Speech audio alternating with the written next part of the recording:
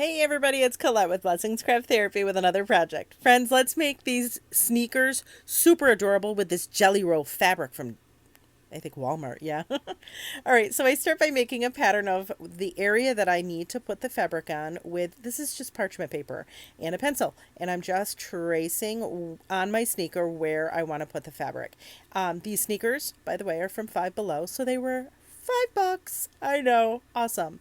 And again, I am making the pattern, but I'm not being perfect because we can always trim the fabric after, okay? So don't get crazy. It's okay. This is just a rough estimate of how we want our fabric. Done. Then we're going to cut it out. Now, I made the mistake. I'm going to tell you right now, I made the mistake of cutting my fabric out. I traced my fabric with pen and it was stupid. Not a good idea.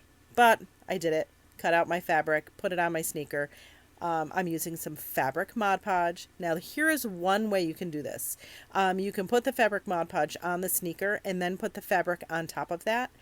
But I'm going to tell you right now, as I did this video, I grew in how I did stuff. So this wasn't the best way for me to do it. But if you're going to do it this way, I just make sure that I adhere it. I make sure that I get it in the nooks and crannies, make sure that it's really adhered. Perfect. Trim it if you need to, which I did. You probably will as well, and that's okay, but just make sure that it's really adhered. Perfect. Here's a better way to do this. I cut out my pattern. I doubled my fabric, okay? And I put my pattern on top of that, pinned the pattern on, and then cut it out. Now we've got both pieces for the inside that we don't have to worry because you have to cut one for the inside, one for the outside. I know. I didn't think of this at the beginning.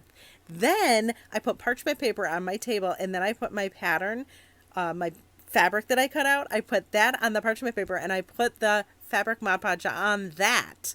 And then I peel it up and then I put it on my sneaker. Now, I know it's going to be a little bit messier, but whoa, it works so much better. And then I do the same process as I did before, make sure that it's on where I want it. If we need to trim it, we trim it. But we really, you want to make sure that it's really adhered. So you really want to rub it on there and make sure that it's on. I did use a fabric, not a fabric, I used a craft stick to get in the nooks and crannies, but look at this. It looks so much fun, right?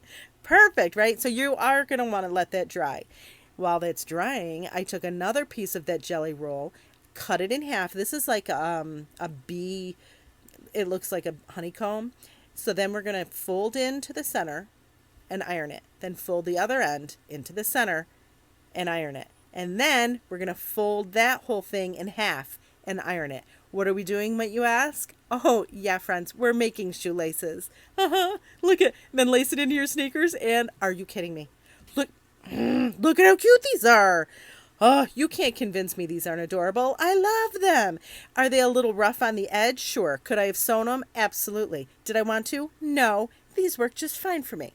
Anyways, friends, thanks so much for watching, and I hope this inspires you.